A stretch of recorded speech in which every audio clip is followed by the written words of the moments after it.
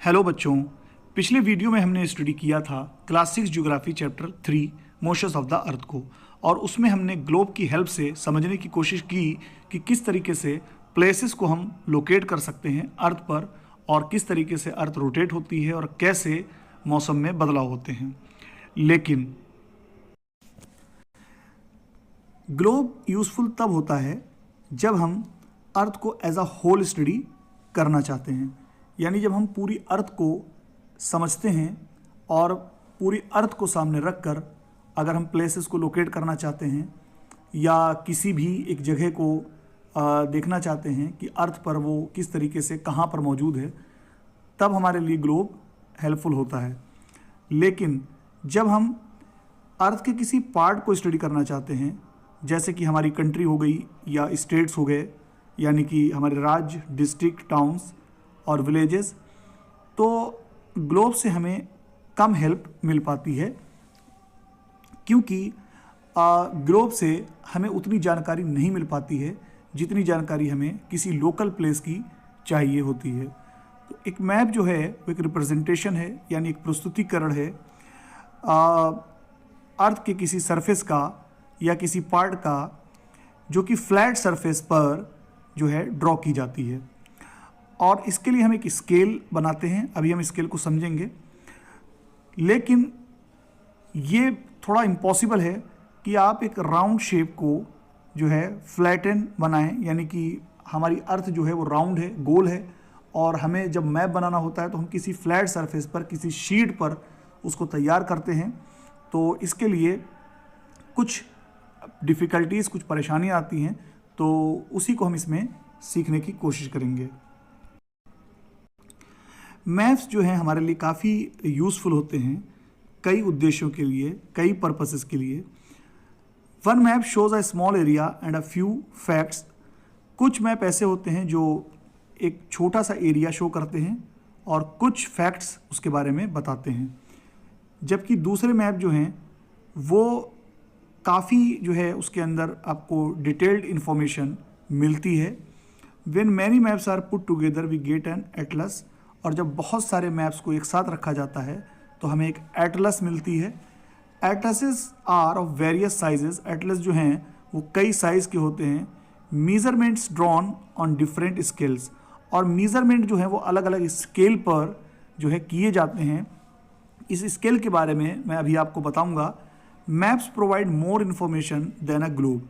और मैप से हमें जो है काफ़ी ज़्यादा जानकारी मिलती है कि जितनी जानकारी हमें एक ग्लोब से नहीं मिल सकती। ये अलग अलग टाइप्स के होते हैं, इसमें से कुछ नीचे डिस्क्राइब किए गए हैं।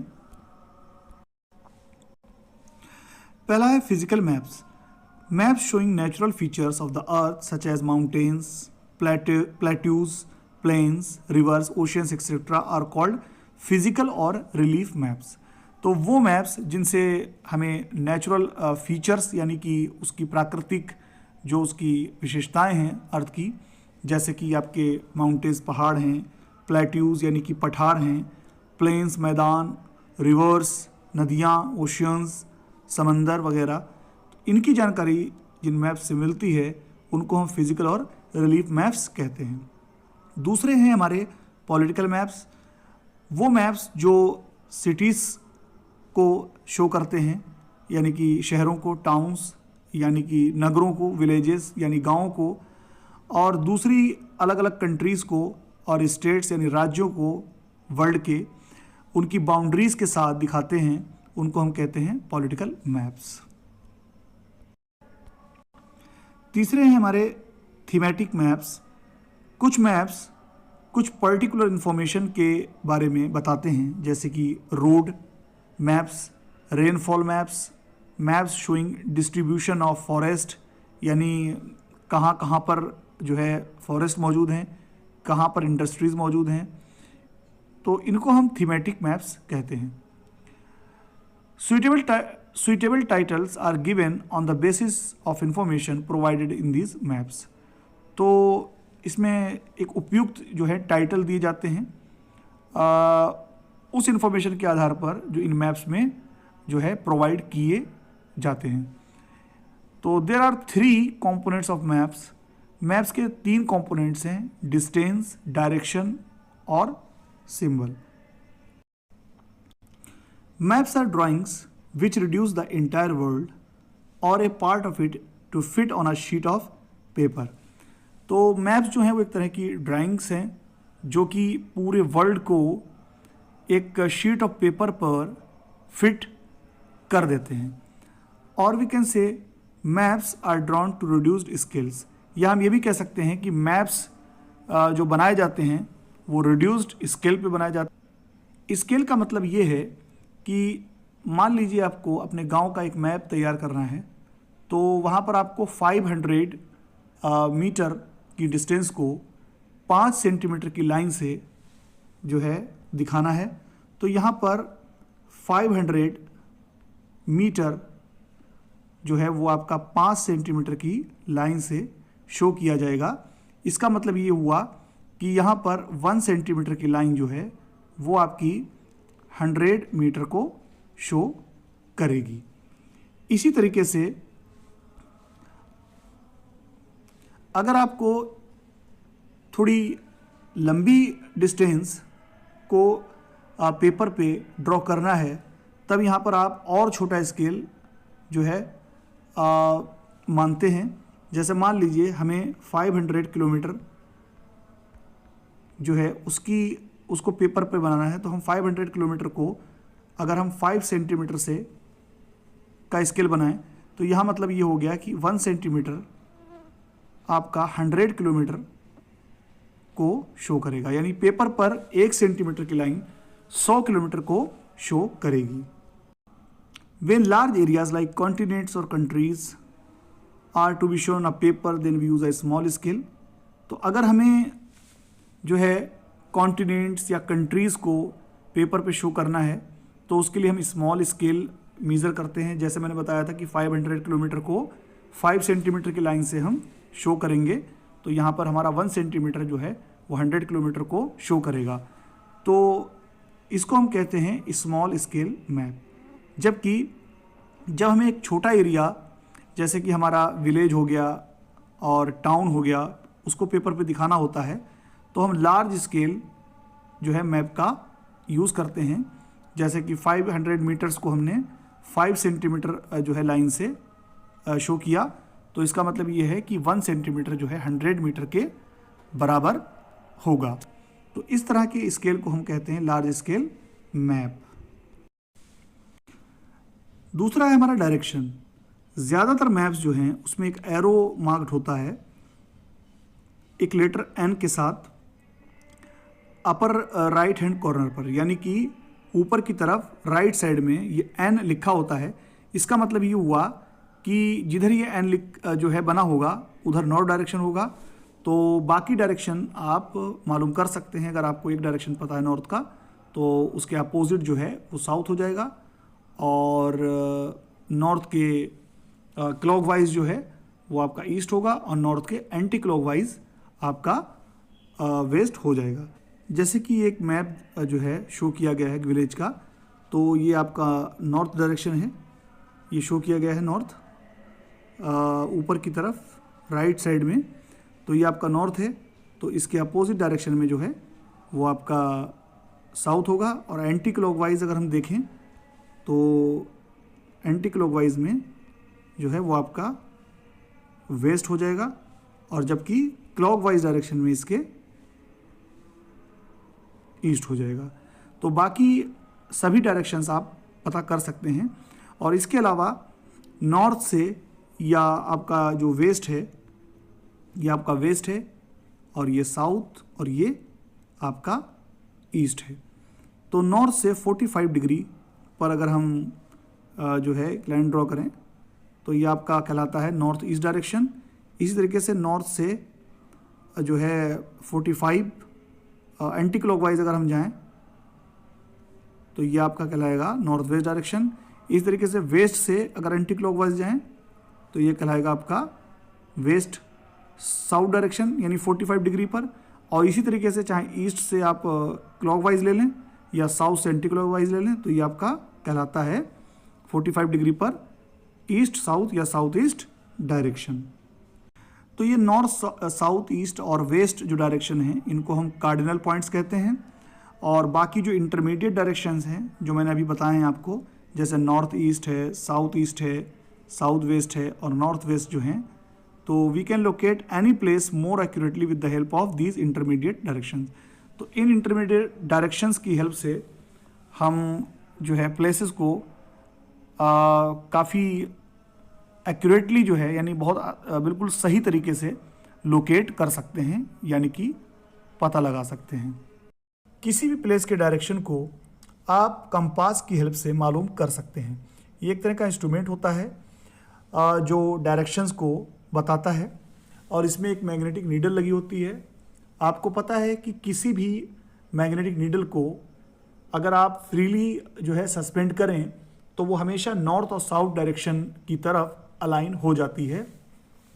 तो कंपास में एक मैग्नेटिक नीडल लगा दी जाती है और इसमें वो एंड जो रेड कलर पेंट होता है तो वो अर्थ के नॉर्थ डायरेक्शन को बताता है और जबकि वाइट पेंट किया हुआ एंड साउथ पोल को बताता है। तो इस तरीके से आपको नॉर्थ और साउथ जो है पोल के बारे में यानी नॉर्थ और साउथ डायरेक्शन के बारे में अर्थ के पता चल जाएगा, तो बाकी डायरेक्शन आप मालूम कर सकते हैं। तीसरा आपका है symbols. It is the third important component of a map. तो ये मैप का जो है तीसरा इंपॉर्टेंट कंपोनेंट है। It is not possible to draw on a map the actual shape and size of different features such as buildings, roads, bridges, trees, railway lines और a well. तो अब ये पॉसिबल नहीं है कि आप जो है बिल्डिंग्स को या रोड्स को या ब्रिजेस को जो है बिल्कुल उसी तरीके से शो कर पाएँ। तो इसीलिए यहाँ पर हम सिंबल यूज़ करते हैं। So they are shown by using certain letters, shades, colours, pictures and lines. These symbols give a lot of information in a limited space. ये सिंबल जो हैं वो काफ़ी इंफॉर्मेशन प्रोवाइड कराते हैं एक थोड़े से स्पेस में, यानी थोड़ी सी जगह पे आप जो है किसी भी शीट यानी कि शीट पर या पेपर पर आप इन सिंबल की हेल्प से काफ़ी जानकारी प्राप्त कर सकते हैं। With the use of this symbols maps can be drawn easily and are simple to read. इन सिंबल की हेल्प से मैप को आसानी से ड्रॉ किया जा सकता है और आसानी से रीड किया जा सकता है। Even if you don't know the language of an area and therefore can not ask someone for directions. भले ही आप जो है उस एरिया की लैंग्वेज ना जानते हों, फिर भी आपको डायरेक्शंस पूछने की ज़रूरत नहीं होगी अगर आपके पास मैप है। You can collect information from maps. आप जो है उस मैप से जो है इंफॉर्मेशन हासिल कर सकते हैं with the help of these symbols, in symbols की हेल्प से। Maps have a universal language that can be understood by all. Maps की एक जो है पूरी वर्ल्ड की एक लैंग्वेज होती है, यानी यूनिवर्सल लैंग्वेज होती है जो बनाई गई है। There is an international agreement regarding the use of this symbols. और इन सिम्बल्स के यूज़ के लिए एक इंटरनेशनल एग्रीमेंट जो है किया हुआ है। These are called conventional symbols, इसीलिए इनको हम जो है कन्वेंशनल सिम्बल्स कहते हैं। Some of the conventional symbols are shown in the figure. तो रेलवे लाइन के लिए सबसे पहले है ब्रॉड गेज। तो इसके लिए इस तरह का सिंबल यूज़ किया जाता है, जबकि मीटर गेज के लिए ये वाला सिंबल यूज़ किया जाता है और रेलवे स्टेशन के लिए ये सिंबल यूज़ किया जाता है। रोड्स की बात करें तो मेटल्ड और अनमेटल्ड। तो इसके लिए मेटल्ड के लिए ये सिंबल और अनमेटल्ड के लिए ये वाला सिंबल यूज़ किया जाता है। बाउंड्री की बात करें तो इंटरनेशनल के लिए आपका ये वाली बाउंड्री यूज़ की जाती है, स्टेट के लिए ये बाउंड्री इस तरह का सिंबल यूज़ किया जाता है और डिस्ट्रिक्ट के लिए इस तरह के सिंबल यूज़ किए जाते हैं। रिवर की बात करें तो रिवर के लिए ये वाला सिंबल है। वेल यानी कुएं के लिए वो ये सिंबल है। टैंक उसके लिए ये वाला सिंबल है। कैनाल किसी नाले के लिए ये सिंबल यूज़ किया जाएगा और ब्रिज के लिए ये सिंबल यूज़ किया जाता है। टेम्पल की बात करें तो ये सिंबल, चर्च के लिए ये वाला सिंबल, मॉस्क यानी मस्जिद के लिए ये सिंबल और छात्री के लिए ये वाला सिंबल।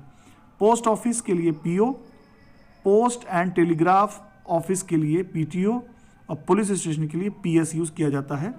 सेटलमेंट के लिए ये वाला जो है सिंबल, और ग्रेवयार्ड के लिए ये वाला जो है सिंबल यूज़ किया जाता है। ट्रीज के लिए इस तरह के सिंबल और ग्रास के लिए इस तरीके के सिंबल यूज किए जाते हैं। Various colours are used for the same purpose. तो सेम पर्पस के लिए अलग अलग कलर्स का इस्तेमाल होता है।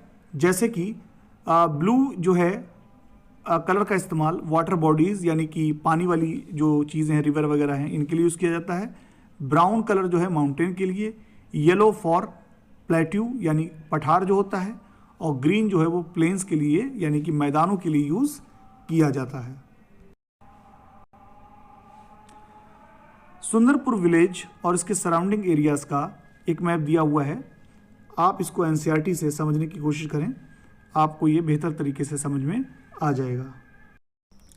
अगर बात स्केच की जाए तो ये एक तरह की ड्राइंग होती है जो कि आपकी मेमोरी पर बेस होती है। यानी कि अगर आपको किसी भी प्लेस के बारे में जो है एक याददाश्त है आपके पास कि वो प्लेस कहाँ पर मौजूद है, तो उस तक पहुँचने के लिए हम जो है एक स्केच बनाते हैं। ये एक तरह की रफली ड्राइंग होती है जो हमें ये बताती है कि कोई भी प्लेस किसी दूसरे प्लेस के रिस्पेक्ट में कहाँ पर मौजूद है। और ये स्केल पर नहीं बनाया जाता है। जिस तरीके से हम मैप में जैसे हमने अगर किसी विलेज का एक मैप बनाया तो उसमें हम जो रोड और सड़कें होती हैं तो उसमें हम शो करते हैं कि 500 मीटर जो है वो 5 सेंटीमीटर के बराबर है। तो इसमें ऐसा नहीं होता है और इसका इस्तेमाल हम लोग अक्सर करते हैं कि जैसे मान लीजिए कि हमें अपने एक दोस्त के यहाँ जाना है और हमारे दोस्त ने हमें जो है एक स्केच बना के दिया कि मेरा घर जो है तुम्हारे घर से जो है इतनी दूर है लगभग, और इसमें आपको अपने घर से ये रास्ते जो है कवर करने हैं, इन रास्तों पर आना है और उसके बाद कहाँ कहाँ मुड़ना है, किन किन रास्तों पर मुड़ना है। तो इस तरह की जो रफली ड्राइंग होती है किसी पर्टिकुलर प्लेस के बारे में जो है बताने के लिए कि वो कहाँ पर मौजूद है, इसी को ही हम स्केच मैप कहते हैं। अगर एक प्लान की बात करें तो it is a drying of small area on large scale. तो एक छोटे से एरिया को जो है ड्राइंग करके बड़े पैमाने पर दिखाया जाता है। A large scale map gives a lot of information. तो एक बड़े पैमाने का जो मैप होता है यानी लार्ज स्केल मैप जो है वो बहुत ज़्यादा इन्फॉर्मेशन प्रोवाइड कराता है। But there are certain things which we may sometimes want to know. लेकिन कुछ ऐसी चीज़ें भी होती हैं जिनको हम जानना चाहते हैं, जैसे कि the length and breadth of a room. एक कमरे की लेंथ और ब्रेथ के बारे में which can't be shown in a map, जो कि मैप पर नहीं दिखाया जा सकता। तो एट दैट टाइम उस समय पर we can refer drawings drawn to scale called a plan. तो उस समय हम एक ड्राइंग्स जो है बनाते हैं बड़े पैमाने पर, यानी काफ़ी इंफॉर्मेशन प्रोवाइड कराते हैं उसमें, जिसे हम प्लान कहते हैं।